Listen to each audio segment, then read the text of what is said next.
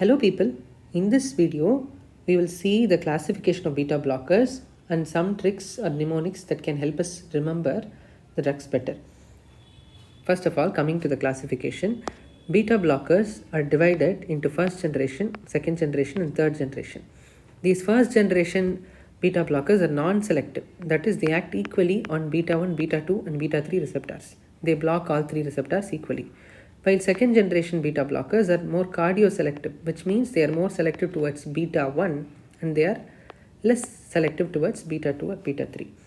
And the third generation beta blockers are those beta blockers which possess additional vasodilating properties.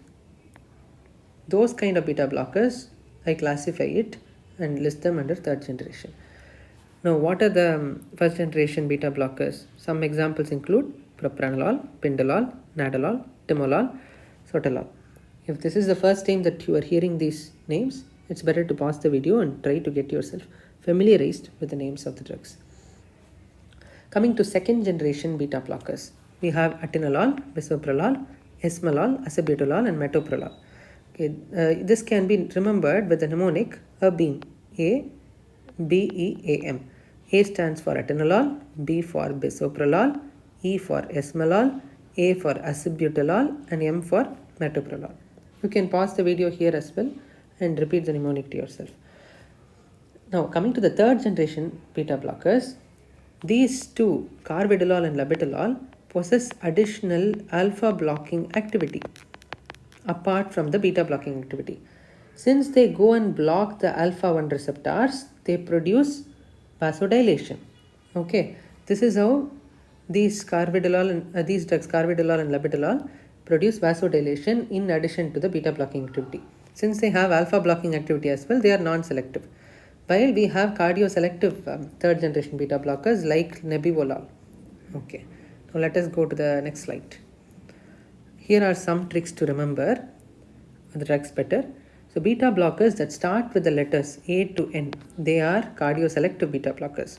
Those beta blockers that start with the letters O to Z, they are all non-selective beta blockers.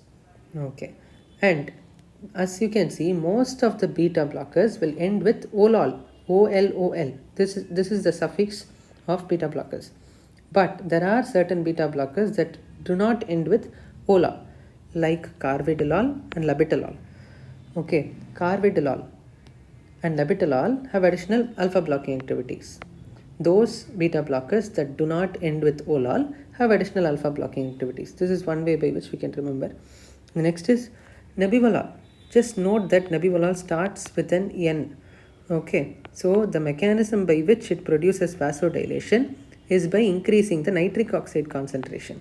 Okay, and carvedilol starts with Ca. So it blocks, one of the mechanisms is it blocks calcium entry into the smooth muscle cells lining the blood vessels and produce vasodilation. And observe esmolol. This SMOL almost, if we try to pronounce SMOL, it sounds similar to small, right? So we have to remember that esmolol has a very short T-half, often less than T minutes. That's nearly 10 minutes.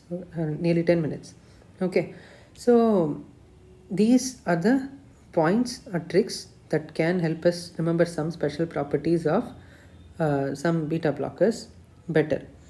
And that's it for this video. If you like the content, please like, share and subscribe. Thank you.